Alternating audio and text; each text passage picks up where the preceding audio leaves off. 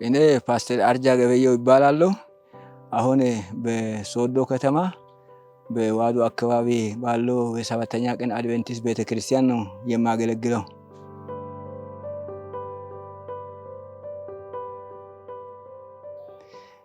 እሺ እግዚአብሔር ይስጥልን።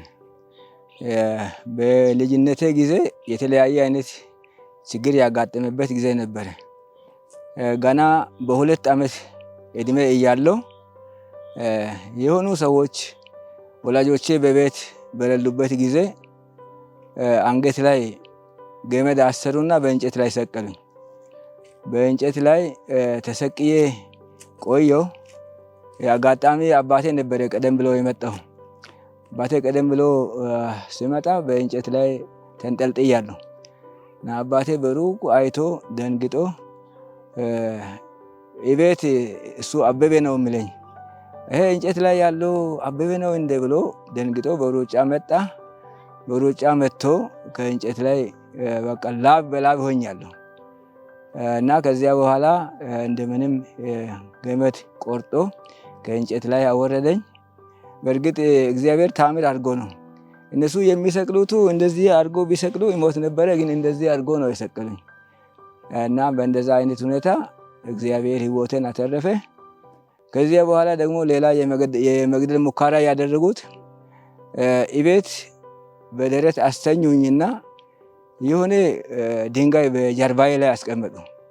እዚያም እግዚአብሔር ታደገኝ፣ አልሞትኩም እና በልጅነቴ ጊዜ ያጋጠመ በአንደኛ ደረጃ ያ ሲሆን፣ በሁለተኛ ደረጃ ከዛ ትንሽ እድሜ ጨምሬ ተለቅ ስል የደረሰኝ ከባድ ህመም ነው።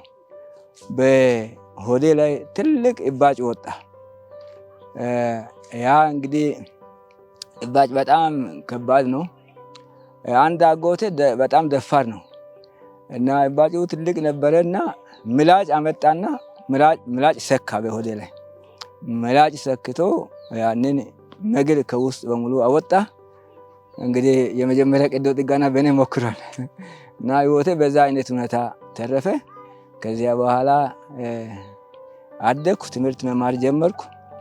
ትምህርት እኔ መማር የጀመርኩት በሰባተኛ ቀን አድቬንቲስት ትምህርት ቤት ነበር ዱልኦ የሚባለው እና እዚያ ትምህርት ስጀምር በዚያን ጊዜ መጽሐፍ ቅዱስ እንደ አንድ ሰብጀክት ነበር የሚሰጠው እና በመጽሐፍ ቅዱስ ክፍለ ጊዜ በመጽሐፍ ቅዱስም ይሁን በዚያን ጊዜ በሌላም ትምህርት ጎበዝ ነበርኩ እና አንድ ኤክስ አገኘሁ።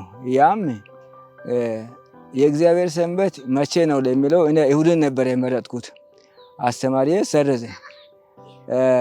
በጣም እንግዲህ ከኔ ጋር የተወሰኑ ጓደኞች በጣም ተቆጥተን እሱ ጋር ሄደን፣ ልጅ ነበረን ምንም አናውቅም እና ከሄደን በኋላ አው ልክ ነው እኔ አውቄ ነው የሰረዝኩ ኤክስ ያደረኩት አለ። እንዴት እኛ እኮ ይሁድ ነው የመረጥነው አለን። ይሁድ እኮ ሰንበት አይደለም አለ። ይሁድና ቅዳሜ ነው አለ። አይደለም እሱም አለ። እሺ የተኛው ነው? ቅዳሜ የሚለው እኮ ነው መልሱ አለ። ከዛ በጣም ተበሳጭተን ተቆጥተን ከዚያ ጊዜ ጀምረን እንግዲህ ከእሱ ጋር ወንጌል መመርመር ጀመረን። ከዚያ በኋላ ሰንበት ቅዳሜ መሆኑን ተረዳንና ከብዙ ትግል በኋላ ወደ ሰባተኛ ቀን አድቬንቲስት ቤተክርስቲያን ተመለስን። ከቃለ ሕይወት ማለቴ ነው እና ከዚያ ጊዜ ጀምሬ ትምህርትንም ቀጠልኩ። ከዚያ ጊዜ ጀምሬ በቃ ወንጌል መስራት ጀመርኩ። ገና ከወጣትነትም ጀምሬ የወጣቶች መሪ ሆኜ ረጅም ዓመታትን አገልግያለሁ። ገና ከሰባተኛ ክፍል ጀምሬ የቤተክርስቲያን ወጣቶች መሪ፣ እንደገና ቀጥዬ ደግሞ ማህበር የሚባል አለ፣ የማህበር ወጣቶች መሪ እና እንደዛ ሆኜ ረጅም ዓመታትን ትምህርት እየተማርኩ አገለገልኩ። ቤተሰቤ ኦርቶዶክስ ነበረ። እኔ ራሴ እናቴን ምሳሌ ማክር ገና ልጅ ነበርኩና ወደ ቃለ ሕይወት ቤተክርስቲያን ሄድኩ። ቃለ ሕይወት ቤተክርስቲያን ሄጄ እናቴ በጣም ተቆጣችኝ። እንዴት አንተ ያንተ አባትም ኦርቶዶክስ እኔም ኦርቶዶክስ አንተ እንዴት ቃለ ሕይወት ትሄዳለህ አለች። አይ እኔ ክርስቶስን ነው ማምነው እና ስለዚህ እኔ ክርስቶስን ለማመን ስለሄድኩ ምንም እኮ ችግር የለም ያጠፋሁት ነገር የለም አልኩት። እዚያ በፍጹም አይሆንም ሁለተኛ አለች። አይ እኔ እሄዳለሁ አልኩት። እዚያ እንግዲህ ከብዙ ክርክር በኋላ መሄድ ጀመርኩ፣ ቀጠልኩ። በዚያን ጊዜ እንግዲህ ከኦርቶዶክስ ወደ ቃለ ሕይወት ተመልሼ በቃለ ሕይወት ነው የቆየሁት። ከዚያ በኋላ ነው አሁን ቅድም እንዳልኩት ትምህርት ቤት መማር ጀመርኩ። በትምህርት ቤት መጽሐፍ ቅዱስን ቅዳሜ ሰንበት መሆኑን ከመጽሐፍ ቅዱስ ተረዳሁና ወደ አድቬንቲስት ነው የተመለስኩት።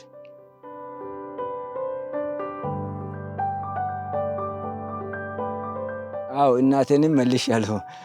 ድሮ ገና ወደ ቃለ ሕይወት ሲሄዳ የተቆጣችውን አድቬንቲስት ትክክለኛ ሃይማኖት ነው ብዬ እናቴንም መለስኩ። ሌሎችም የተወሰኑ ተመልሶ እየተከታተሉ ነው በሞት ምክንያት ከኛ የተለዩ።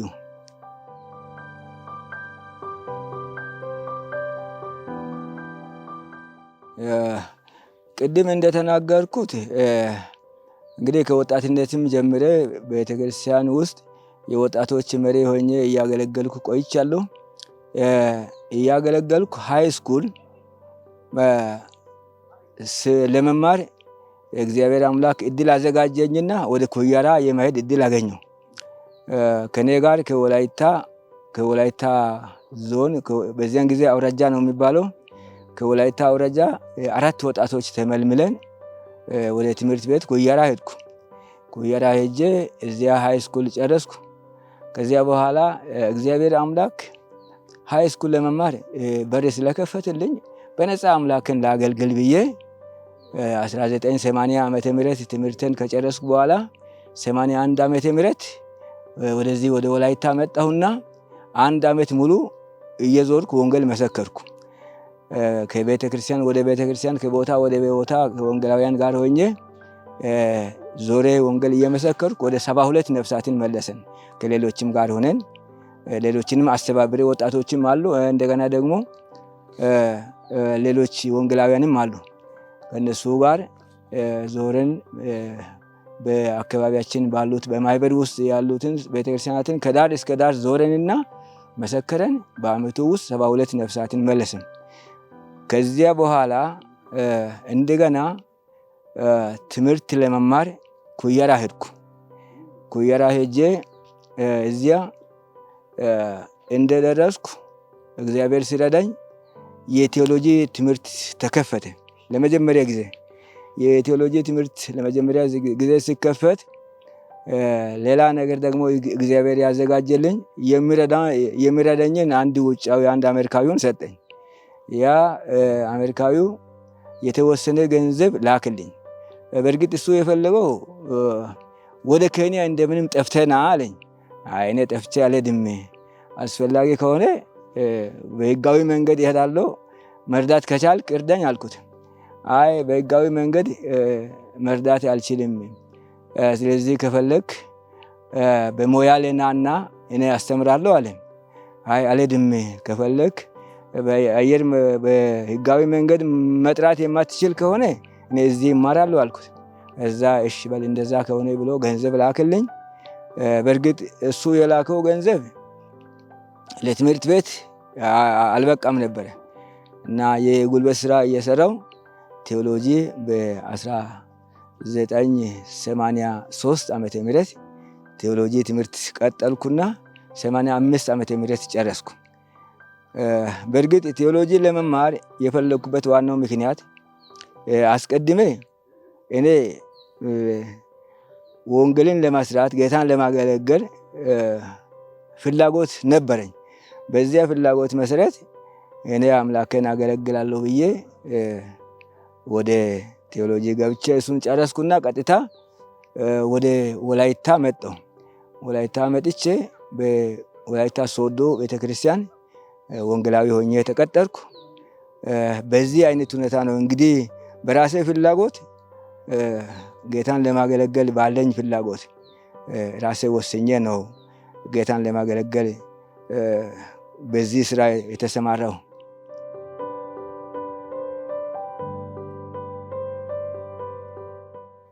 አሁን 33 የጀመርኩት 1985 ዓመተ ምህረት ነው። 1985 ዓመተ ምህረት ጀምሬያለሁ። አሁን 33ኛ ዓመቴ ነው።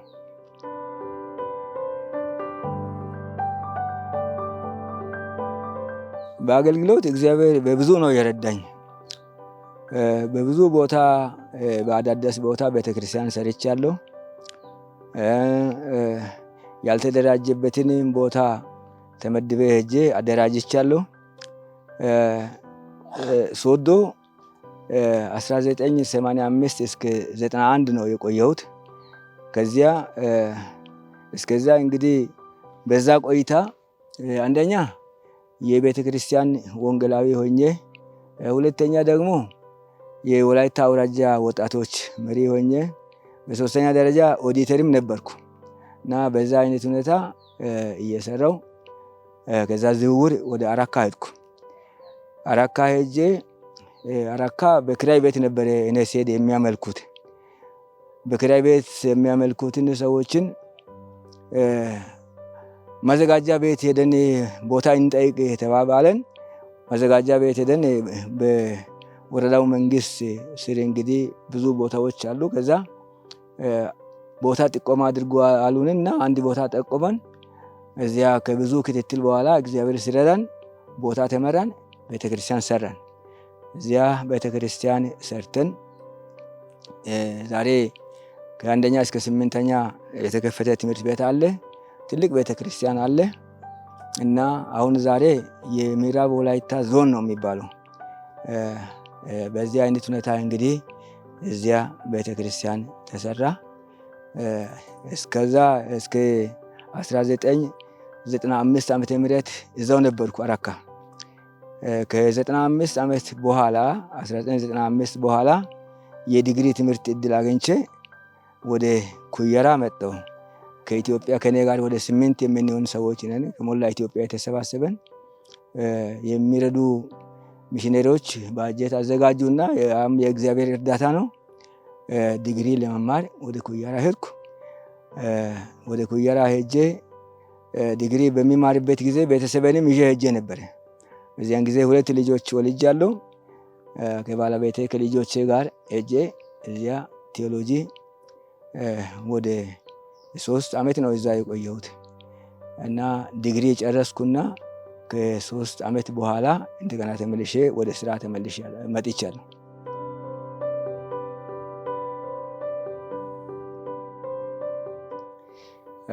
እግዚአብሔር ይስጥልን።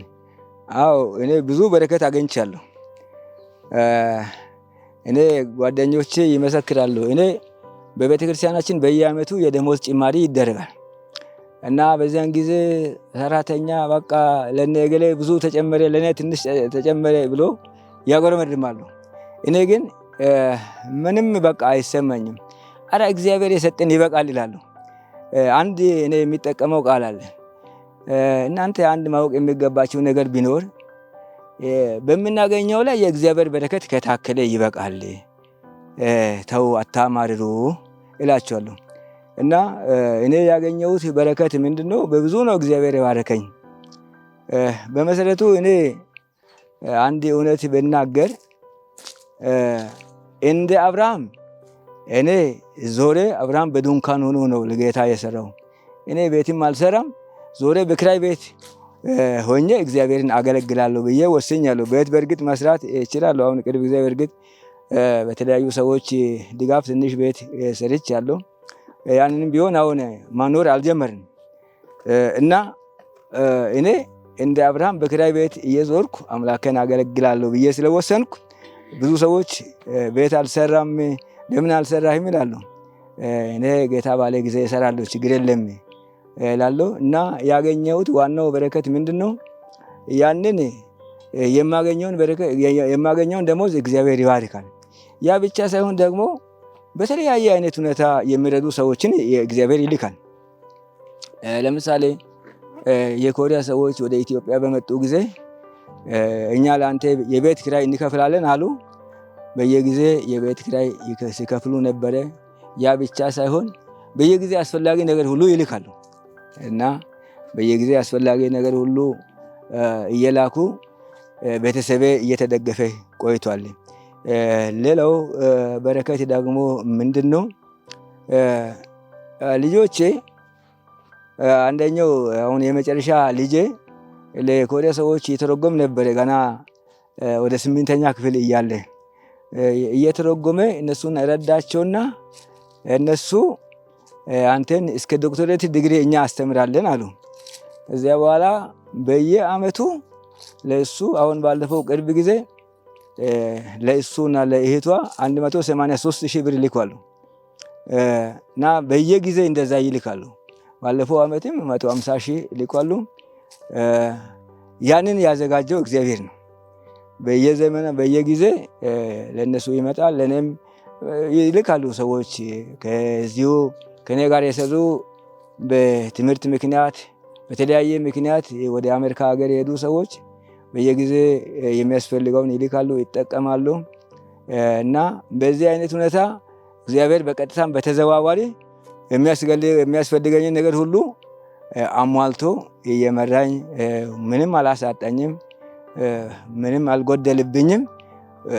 ቤተሰብም ምንም አልተጎዳም። አሁን 2 ሴት ልጆችና 1 ወንድ ልጅ ነው ያለኝ። አንደኛዋ አገብታለች፣ ሌሎቹ አሁን ዲግሪ ላይ ትምህርት ላይ ናቸው።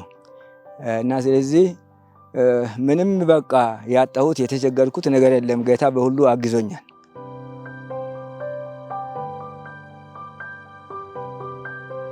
እሺ እግዚአብሔር ይስጥልን። አዎ በኮንፈረንሶች በብዙ ተባርካለሁ። እኔ እንደውም አንድ የሚመሰክረው ነገር ምንድነው? እኔ የቴዎሎጂ ትምህርት እስከ ዲግሪ ተምሬያለሁ። ግን በቴዎሎጂ ትምህርት ካገኘሁት በላይ በረከት ነው በኮንፈረንሶች ያገኘሁት። በላይ ዕውቀት ነው፣ የመጽሐፍ ቅዱስ ዕውቀት ማለት ነው። እና በብዙ ተባርካለሁ። በየስብሰባዎች በየኮንፈረንሶች የተለያዩ አገልጋዮች ይመጣሉ። የተለያየ መንፈሳዊ ፕሮግራም ይካሄዳል። እና በብዙ ስለተባረኩ መንፈሳዊ ሕይወትን በጣም የገነባ ስለሆነ ከዚህ የተነሳ በየጊዜ ኮንፈረንስ ይከታተላሉ። ደግሞ አንድ የሚናገረው ምስክርነት ምንድነው? በሁለት ቦታ በኮንፈረንስ ላይ አንደኛው ማኑካ ነው፣ ሌላኛው ሲዳማ ውስጥ አንድ ቦታ ነው። እና ከባድ ዝናብ መጣ። ከዚያ ወጣ ብዬ ጸለይኩ። እግዚአብሔር ዝናብን አገደ። ኮንፈረንሱን ከመጀመሪያ እስከ መጨረሻ አካሄደን በሰላም ጨረሰን። ሲዳማ ውስጥ እንደዛ የሆነበት ጊዜ አለ። ስለዚህ እግዚአብሔር በኮንፈረንሶች በብዙ ነው የባረከኝ። ከዚህ የተነሳ ነው በየጊዜ የሚከታተለው።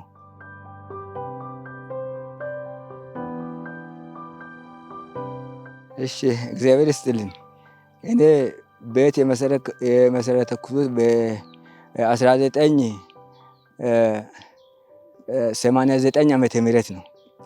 በስራ ዓለም ከተሰማራው በ5ኛ ዓመት እና የትዳር ጓደኛዬን ያገኘሁት እንግዲህ ቅድም ኮንፈረንሶችን ብላን እንግዲህ በብዙ ቦታ ኮንፈረንስ ስለምንሄድ እና በእርግጥ ልጅቷ ያው የኛ ቤተክርስቲያን ከኛ ጋር አብራ ያለች ብትሆንም ብዙ የምንነጋገረው በኮንፈረንስ ቦታ ስንሄድ ነው፣ ከዛ ስንመለስ ነው።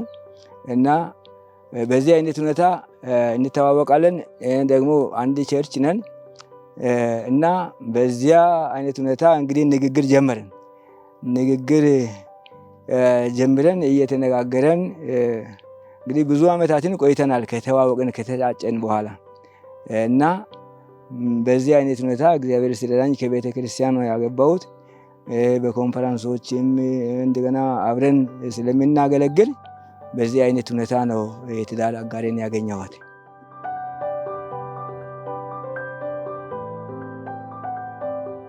ለወጣቶች ትምህርት ይሆናል ብዬ የማስበው ብዙውን ጊዜ ወጣቶች የትዳር ጓደኛ ሲመርጡ የሚያስቀምጡት ክራይቴሪያ ትክክለኛ ያልሆነ ክራይቴሪያ ነው። የትዳር አጋር ለመምረጥ ወጣቶች ሲፈልጉ ማድረግ ያለባቸው ወይም ክራይቴሪያ አድርገው መውሰድ ያለባቸው አንደኛ በእምነት የኔ ቤተክርስቲያን አባል ነች ወይ የሚለውን መጀመሪያ ማየት አለባቸው። ከዛ ቀጥሎ ደግሞ መንፈሳዊ ሕይወቷን እና ጥሩ አገልጋይ ነች ወይ፣ ፈሪሃ እግዚአብሔር በውስጧ አላት ወይ፣ ጌታን ታገለግላለች ወይ የሚለውን እነዚያን እንደ ክራይቴሪያ ማስቀመጥ አለባቸው። እኔም ቢሆን ጌታን ስለምታገለግል ቤተሰቦቿም ጥሩ የአድቨንቲስት ቤተክርስቲያን አባል ናቸው። ወደ እኛ አካባቢ መስራቾች ናቸው የእሷ ቤተሰቦቿም እና በዚህ አይነት ሁኔታ ቤተሰቦቿንም ሁኔታ በማየት የእሷንም አገልግሎት ሁኔታ በማየት እንደገና የቤተክርስቲያን አባላችን መሆኑንም በማየት ነው የመረጥኩት። እንግዲህ አሁንም ቢሆን የሚመርጡ ወጣቶች አንደኛ የቤተክርስቲያን አባል የሆነችውን መምረጥ አለባቸው። ሁለተኛ የቤተክርስቲያን አባል መሆኗ ብቻ ሳይሆን በእርግጥም ፈሪሃ እግዚአብሔር በውስጧ አላት ወይ፣ ጌታን ከፍጹም ልቧ ታገለግላለች ወይ፣ በክርስትና እምነቴ እኔን ወደ እግዚአብሔር ከተማ በማደርገው ጉዞ ለእኛ ምሳሌ ለሌሎች ጉዞ በማደርገው በዚህ ለኔ እንቅፋት ትሆናለች ወይ አትሆንም ብሎ ያንን ሁሉ እንደ ክራይቴሪያ አድርጎ ከተጠቀሙ በኋላ ትዳር በመሰረቱ ጥሩ ነው። እኔ በእግዚአብሔር እርዳታ እንግዲህ እነዚህን ክራይቴሪያዎችን የሚታሟላ ስለሆነ በዚህ አይነት ሁኔታ ነው ትዳር የመሰረትኩትና አሁንም ከ1989 አሁን እንግዲህ ወደ አሁን ዛሬ 2018 ነው እና ከዚያ አሁን ስንተኛ ወደ 29 ዓመት ይሆናል እና ያን ያህል አብረን ኖረናል። እግዚአብሔር ሲረዳን ሳንጣላ በቤታችን ምንም አይነት እንግዲህ ጥላቻ የለም። ሽማግሌም አልመጣም፣ ከቤተሰቧም ማንም አልመጣም። በእግዚአብሔር እርዳታ እሷም አገልጋይ ሆና እኔም አገልጋይ ሆኜ ልጆቼም አገልጋይ ናቸው። በዚህ አይነት ሁኔታ በፍቅር ኖረናል።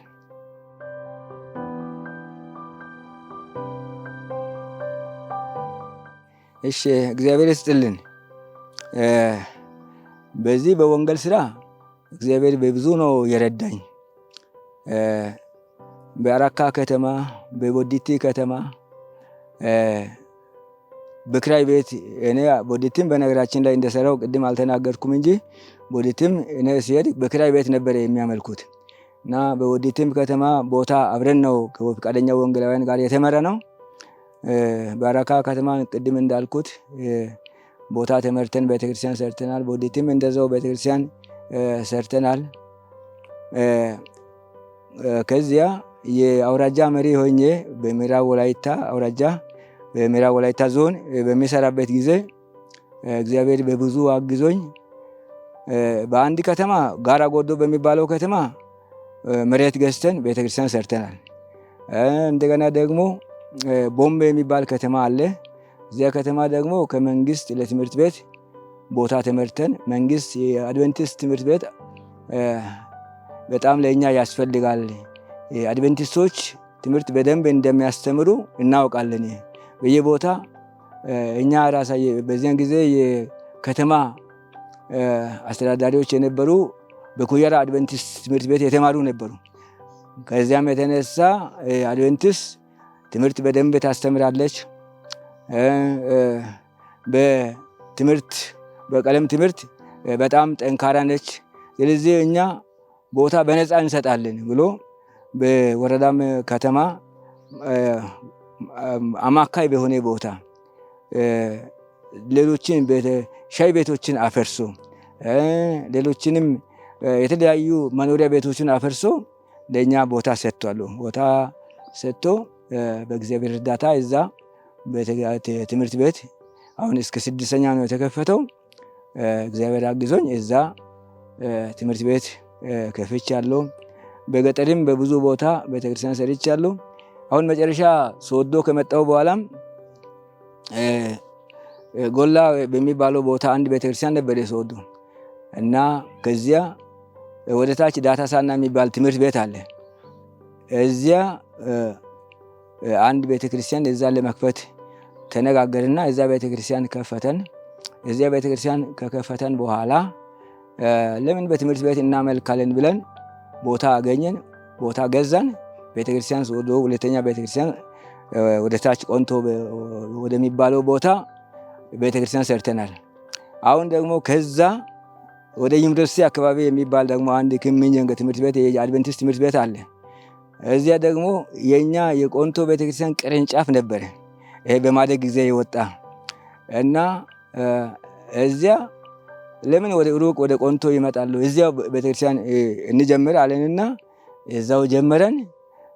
እዛ በትምህርት ቤት አሁን ብዙ ምዕመናን ያሉበት አለ። አሁን ፓስተር ደባልቄ የሚባለው ነው የሚያገለግለው እዛ እና በዚህ አይነት ሁኔታ በሶዶ ከተማ በሁለት ቦታ በቦዴቲ በአራካ በሌሎችም ቦታዎች ወደ 5-6 በሚሆኑ ቦታዎች በአዳዲስ ቦታዎች ቤተክርስቲያን እንድሰራ እግዚአብሔር አግዞኛል እና እግዚአብሔር በዛ ሁኔታ በብዙ ነው ያገዘኝ። ሌላም እንግዲህ የተለያዩ ገጠመኞች ነበሩ። እኔ ዲግሪ ለመማር በሄድኩበት ጊዜ የደረሰኝ ገጠመኝ መስሪያ ቤቱ ሙሉ በሙሉ ወጪ ለመሸፈን ከወሰዱ በኋላ የባጀት እጥረት አለን ብሎ መጨረሻ ላይ ሲያቋርጡ በጣም ተቸገረን። እግዚአብሔርን ጠየቀን። እግዚአብሔር በሌላ አቅጣጫ ባጀት ሰጠኝና ትምህርት ጨርሻለሁ። እግዚአብሔር ነው ያገዘኝ። ሌሎችም ገጠመኞች አሉ። በሃይማኖት ምክንያት የተወሰነ ጊዜ የታሰርኩበትም ጊዜ ነበረ እና እግዚአብሔር ከዛም ለስሙ ክብር ነፃ አውጥቶኛል። እግዚአብሔር በብዙ ነው በህይወቴ የረዳኝ ያገዘኝ። ለጊዜው ያለን ተጨማሪ ሀሳብ ይሄ ነው።